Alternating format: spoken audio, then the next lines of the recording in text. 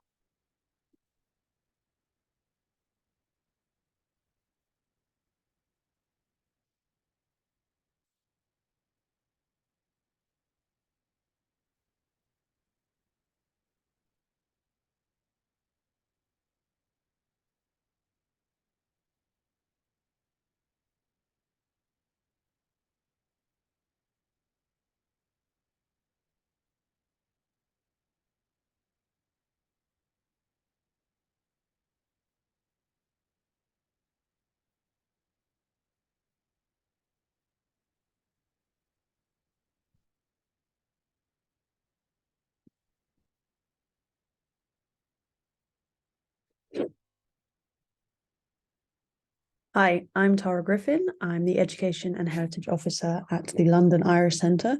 This is a newly created post, and I'm really excited to be out here sharing all of this heritage and information with you that we have from the Irish Centre. So the Irish Centre has been around since 1954 or 1955, and it has such a vast tale of its impact in the local area, and then also helps to tell the story and assist those who are Irish within Camden and within London. So I will get a little bit more on the London Irish Centre as we go through this talk. So this was first presented at Lauderdale House on the 25th of February during their Heritage weekend. I'm just recapping it so that you can hear it. So the talk is the 19th century navvies, so the Irish navigators of North London, in particular, the impact that these Irish navvies have had on London as a whole, and particularly North London. Irish are the oldest migrant group in Britain. They have been, due to the close proximity that they have towards England, it's obviously very easy for them to skip across the water and come visit, and vice versa. Now, this Irish migration has occurred from the earliest points in history, and has been for many reasons. Some of them have been positive for trade, commerce, intellectual activities, and some of them have been more negative. Now, if we're looking at migrants, Irish migrants in the 19th century, the biggest contributor to that migration to England was a negative factor. You may have heard of the Irish potato famine, and this occurred in 1840s, or around about the 1840s, 1850s, and it's just often known as the Irish famine or the famine. It's estimated that more than 1 million people died, and almost the same again had emigrated. A further wave of emigration to England did take place in the 1930s, 1960s, but we'll touch on that a bit later. If you're looking at the 19th century, the famine was definitely the biggest driver. Now, when you're looking at the Irish navvy, that is definitely one of the biggest influences upon them coming over to England. So here's a snapshot of what the impact the famine had, and might give you an idea of why the people did leave Ireland and come to England. So these are graphs that were on the RTE. They have a Famine Explorer page, and they've got some really great information. This is a set of maps that they have that are interactive, well, semi-interactive, and I don't know if you're able to see, it might be a bit small, but the darkest areas, so that very, very dark patch of purple is actually over 80%.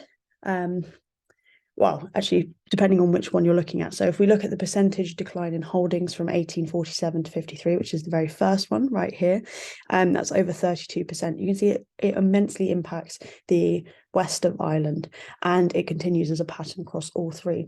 Now, this was due to extreme deprivation.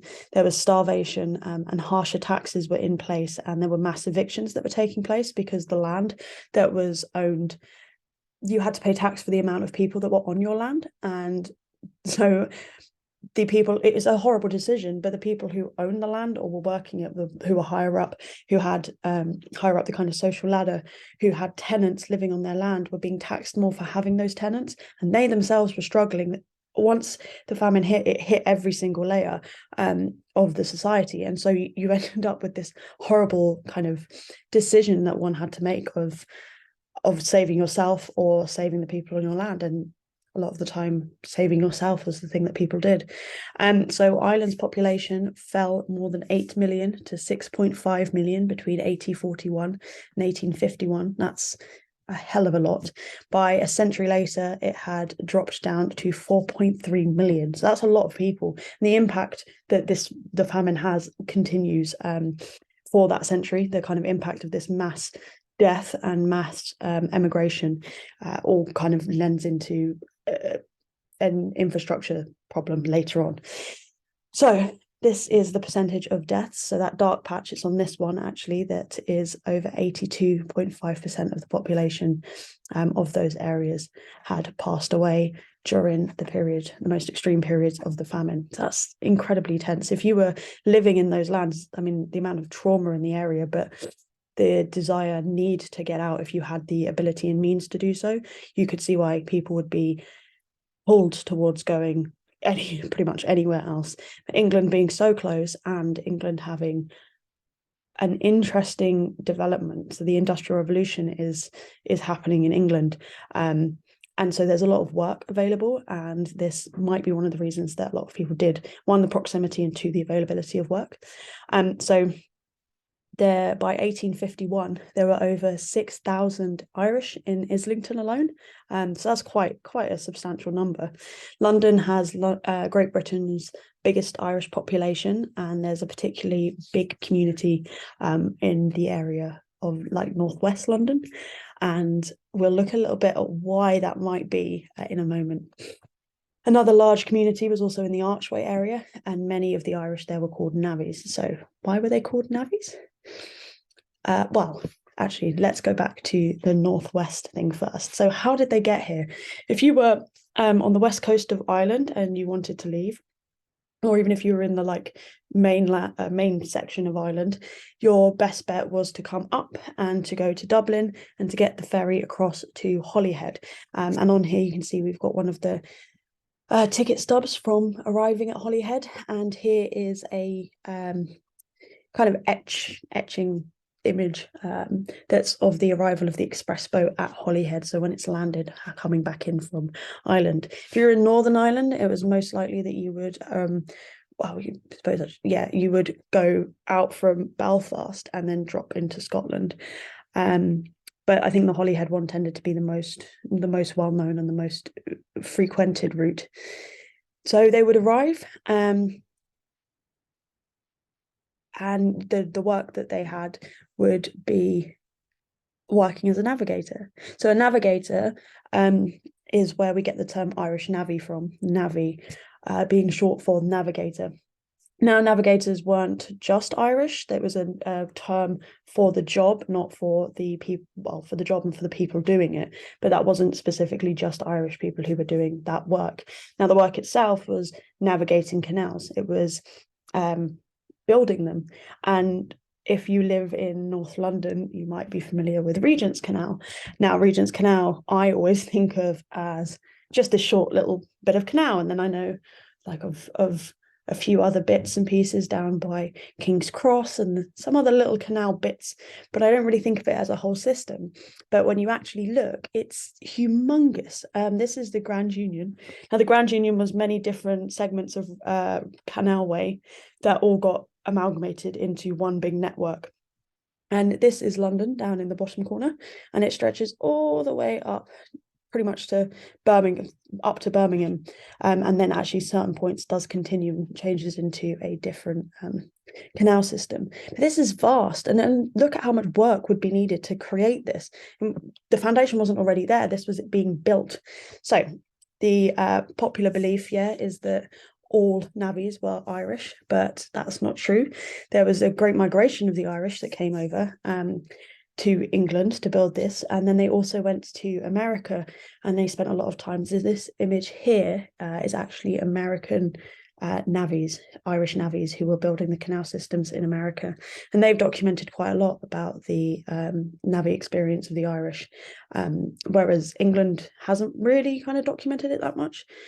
There's been some people who have, but historian David Brooke did make a study of the British railway contracts of the 19th century, and his census return and the census returns of the time, and he concluded that most of the navvies, like the navigators, were actually born in Britain, and 30% were Irish migrants. But that does still mean that Irish migrants were the most ubiquitous kind of group that did make up the navvies from a different place. But there's a pinch of salt that needs to be taken with that, in that the Irish migrants were often unwilling to register with the British officials. And there was also a kind of tendency towards subcontracting. So one person would have the job and then would hire people underneath to do it. And so they wouldn't be registered in the same way. So it's worth bearing that in mind, but then also bearing in mind that not all navigators were Irish, but there was a great percentage of them that were. The work was pretty dangerous. It was a kind of controlled explosions and intense digging. That's how they carved out into the landscape to create these navigation pathways. And the hours were extraordinarily long. And it could be very dangerous because of this use of controlled explosions. The stuff needed to cause the explosion, so the gunpowder, would be put on the railway, would be put on the canalway. And there was an incident in 1870, I think it's 1874-ish, where the stuff that ignited it, I can't remember what, I think it was matchsticks and kind of lighters, were put on board the same ship or boat that had the gunpowder on it, and it got to the bridge that's underneath, right near Regent's Canal, where the birdcage is for London Zoo. It got to there and it ignited, and it kind of, well, actually it's on the slide in front of you. So this is the explosion. It's an engraving that shows the aftermath of the Regent's Canal explosion. Here are people trying to get pull bits of the wreckage of the ship, which you can see down on the bottom there, out of the water. Here are some people. That's the bridge at the top there, in the left hand side at the top, and you can see the people standing on it and people trying to move the rubble. It was said that the steering wheel of the hull of the boat had actually been blown 300 meters and embedded itself into a wall of another house that was nearby. It was also said that it was very lucky that it hadn't exploded in Camden Town and Kentish Town, where it had previously just travelled through, because the damage that it would have done would have been absolutely extensive, because the areas were so built up and much more dense. But it was an incredibly prolific explosion. And yeah, I mean, this was something that they experienced, and it was a real threat for them. There was also, working in long hours in areas that were not particularly pleasant. So most of the navvies, they tended to be single men, but some of them did have families who would travel with them from job to job, and they would mostly live in temporary accommodation. These wooden shacks were lacking in kind of the most basic of amenities or any sort of comfort. Their temporary villages were often just shanty towns with kind of high levels of typhus, cholera, dysentery, which would often desecrate a workforce, and you would be often penalized for arriving not in a like if you were unwell, there was no ability for you to get any work. You would be given meal tickets, so you could at least feed yourself and feed your family, but there was you wouldn't be allowed to work, and you wouldn't be allowed to be a part of that, and then you would end up just spiraling down into even more poverty. So yeah, not all in all a pleasant life, but it was better than starving in the famine, I imagine. We moved from canals to also railways, which were taking part. We just mentioned Kentish Town, and here are some images of the Kentish Town being built. So we've got the actual rail line bridge being built up here with some of the navvies working on it.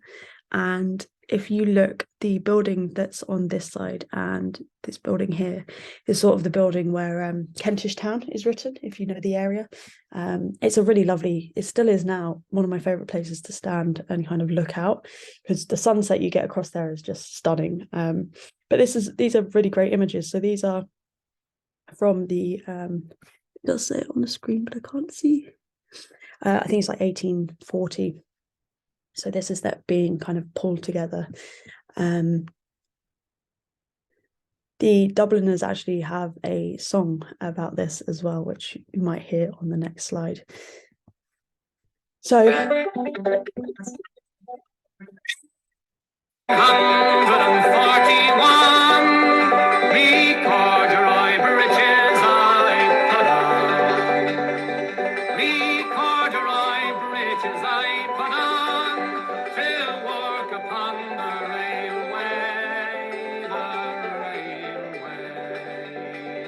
I'm weary of the railway, poor Paddy works on the railway. In 1842, from Hartlepool I moved to Blue, from East Roughing Dublin Hill, working on the railway. I was wearing corduroy bridges, begging bitches, calling switches, dodging hitches. I was working on the railway. In 1843, I broke the shoulder. So you can see that this was such an important job that it ended up impacting, well, not important, I suppose, kind of well-known job, that it ended up impacting the culture around it as well, with lots of shanty songs being written and learned and sung. And I really, really love this one by the Dubliners, because the beginning section where it says railway so often, you as a listener get tired of it, and you can't imagine what it was like actually working that and every day being, oh, we're off down the railway. But then the bounce and the love of the song, love in the song, shows you just the camaraderie is kind of the feeling that I get from it. But here are some images of rail workers. These people here on the left-hand side, this is from an image of rail navvies from 1840. Again, I think this is one, yeah, is around 1840, 1850. And then we've got a couple over here. This one on the bottom is from the Kentish Town rail line being built, and this one I think is from America, like it's an American one. But you can see that this was such a prominent job that people had. The navigators really did have such an impact on the landscape, but also on, like, kind of built up their own culture as well, their own network of their own little segment of life, I find. Anyway, it's just fascinating to me. So as I said, the journey often came across, you'd come from Ireland across into Holyhead and then come down. The Irish Mail was an express train that ran from Holyhead down to Euston from 1848 up until 2002. So that's that's a vast amount of time for one rail line to be running. But that route was so frequented, it sort of became synonymous with the journey. If you were leaving Ireland, if you wanted to go and make your name somewhere else, if you needed to go and get a job and kind of restart, that's how you would do it. And it continues today with the Midwestern rail line. So over here, point C is Holyhead, and you can come all the way down, and the C line at the bottom lands you in Euston. And you can see that all these other lines all land in Euston. And there's such a vast majority of people who live in the north section of London who are London Irish now, because their parents or their grandparents or their great-grandparents may have come down from this route and landed at Euston, and that was kind of where people came to. So that the Irish Mail, it connected with the ferry services, and then it was replaced by horse-drawn stagecoaches at certain points, and then the railways continued being built around it. So even the lines itself were being built by navigators to bring more navigators in, I suppose. It's kind of an interesting way of looking at it. But that really could be one of the significant contributors to the dense Irish immigration kind of diaspora that's living in North London, particularly in the 1950s. So actually on the screen at the moment is my grandfather. So this is him here and here, and he did this exact same route. Although I think he actually did went to Bristol for a bit and then came down to London, but Euston was where he headed to. Like, he knew that he needed to get work, and that was the place that was going to get it for him. He came here in around the 1940s. So there was a lot going on in Ireland. We've moved on from the famine, but the after effects are still there in kind of the undercurrent of the political landscape, the economic landscape, and it was just hard to get work. And for some reason, my granddad came over. So he's a Kerry man. He's from that western point that we looked at on the map earlier. And post-war Britain, yet again, had a lot of work that needed doing. So there was immense bomb damage, and a lot of the rebuilding that needed doing, the Irish were willing to do. So they came over, much like the call that was put out for the Windrush generation as well, to come over and help with rebuilding post-war Britain. And yeah, I mean, this is what leads to the London Irish Centre being created. So it's kind of written in a book called The Scattering, that the London Irish Centre is as far from Euston as an Irishman with 2 suitcases could walk in the rain. And it pretty much is, to be honest. So it opened in 1955, and it found itself offering, well, it didn't find itself, it was actually created with the goal of offering financial, religious, social and housing services to the Irish, who followed in the kind of navvy's footsteps from many years before, and then found themselves in the 50s over in England. And many of them again worked in like similar sort of labor jobs. So yeah, this is an image of the Irish Centre, I think from around about the 60s, and then our entrance now. And you can see this is Tom McNara, who was one of the influential and very significant characters in creating the Irish Centre. But when people come here to work, they don't just come to work. No one wants their entire life to be work. Instead, they want to live. And they did. The Irish who were coming here as the navvies, both in the 1900s, and then the fellows who came over in the 50s, this was their home. They called it home, and it very much grew its own culture, the London Irish culture. Now, the impact, especially to the North London, they just, they brought the dancing and the crack. They opened up ballrooms. So this one down here is the Blarney, which was down in Tottenham Court Road. And if you look on the bottom right-hand corner, you'll see a lot of people merrily dancing. And that was the inside of the Blarney, probably on a Saturday night. And above that, you've got a Sainsbury's. Now, the Sainsbury's is on I think it's Holloway Road. As you get to the top by Archway, this Sainsbury's actually used to look like the picture above it, and it was another one of the dance halls. So the Irish were big into the dancing, set dancing, ceilidhs, still are now, and the London Irish Centre still hosts quite a few of them. And yeah, I mean, these bits of landscape, these places where we could dance, be merry, they opened up to create this London Irish culture. The other thing was that cheap food and drink were also desired, particularly in the 19th century. Now, this is a massive impact, I think. So Charles Dickens describes how there was one town that was standing in ready to profit from the railway navvies. But this, I think, was a pattern that he'd observed and then put it into this one little quote, but it was definitely something that was occurring. So in his book, he says, a brand new tavern, redolent of fresh mortar and size, fronting nothing at all, had taken for its sign the Railway Arms. But that might be a rash enterprise. And then, really, all it hoped to do was sell drink to the workmen.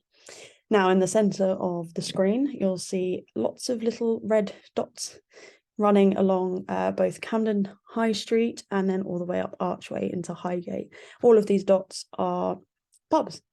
Now, not all of them are Irish pubs, but a significant amount of them are. And if you look, they are very densely put along the main road. There used to be some more even down the back streets, but they have subsequently kind of been closed down, especially post-COVID and a bit before that. But the majority of them are around where the key points are. So you've got them around Kentish Town Station, around Camden Town Station, around Euston Station. And this might have been something that they brought over, well, that were propping up to appease the 19th century navvies, but then they were ended up being taken over by Irish folk, being propped up by Irish folk to get the money from the workers. And that was definitely the case in the 50s, where there was a big kind of overlap where it's written about quite a lot in I can't remember the book. There is another book that's got it in. I think it's Alton Cowley talks about it, but then so does The Scattering at the beginning. How the workmen would be paid, and you'd be paid kind of in a sort of voucher, and they'd need to get it exchanged, and they would go into the pubs, and the pubs would say, "Oh, sorry, there's no money in the till.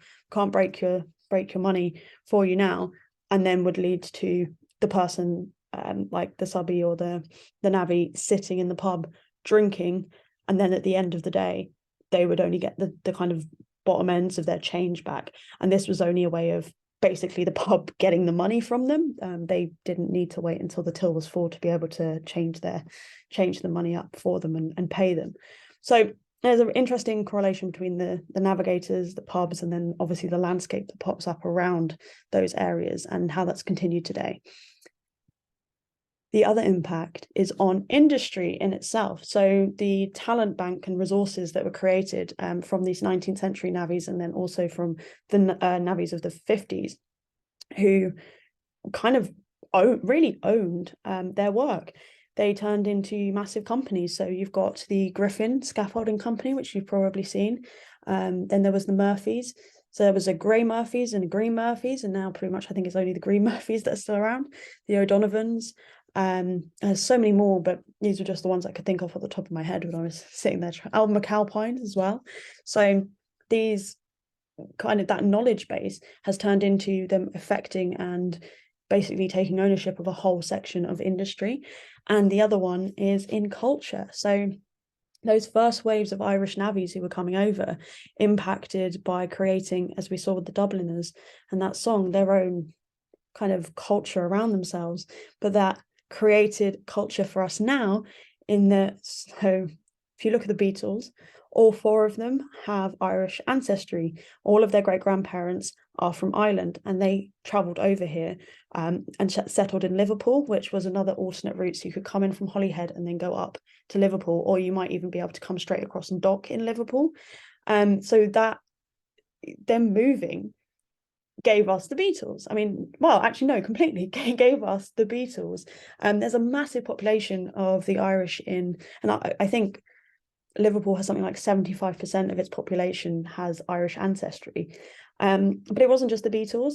Actually, David Bowie himself, his grandmother came to Manchester, and the Smiths. So the Smiths song, Please, Please, Please Let Me Get What I Want, which is a great song, was originally actually called the Irish Waltz because Johnny Marr, who had written it, was so enamored with the Irish migrant sense of longing and sadness, and he was second generation Irish. Actually, I think all 4 members of the Smiths were second generation Irish. So this migration also impacted our culture now, and the musicians that we have, and the skills, the knowledge, the experiences, the emotional connection to and longing that you see coming up in a lot of these people's works. Yeah, I mean, it's just far reaching. And so it's really beautiful that the square in Archway that used to be called Archway Close has now been renamed as Navigator Square. And I'm sure that quite a lot of people walk past it and probably don't know why it's called that.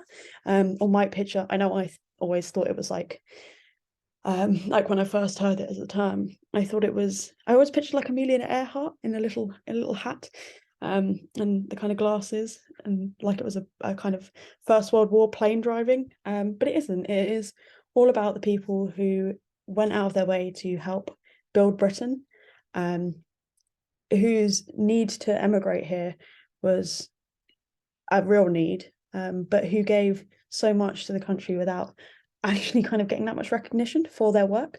And so to start having it kind of being shown in this Navigator Square is really important and really beautiful.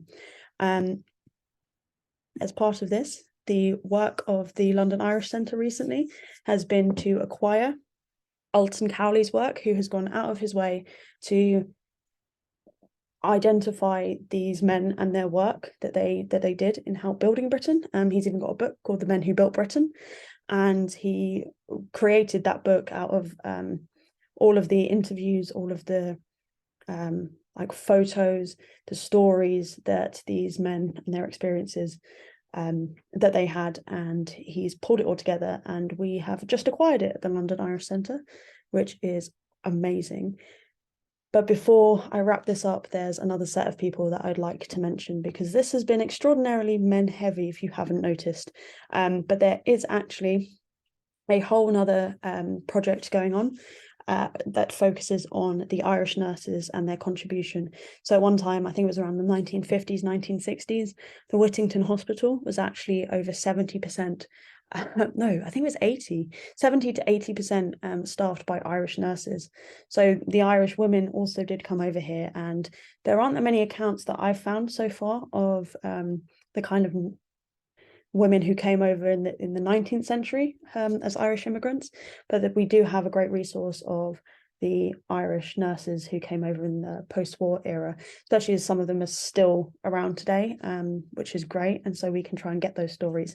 And the London Metropolitan University is currently working on that, on a project, and in partnership with us and a couple of other people. It just looks like set to be such a good bank of knowledge and information that we can keep getting those stories out alongside the men who built Britain as well. So that brings me to the Irish Centre. If you'd like to know anything more about the Irish in London, or experience some Irish culture for yourself, we always have a door open, a cup of tea waiting, something stronger if you're into a Guinness or a whiskey, and there's so much you can do. We have all kinds of ceilidhs, set dancing, bit of Irish comedy for you. And if you are of Irish descent, in any way, we can help you get passports. We can help you with so many other different bits and pieces if you are struggling as well. So come see us, even just drop in, say hi. And yeah, thanks so much for listening to this short talk. Thanks.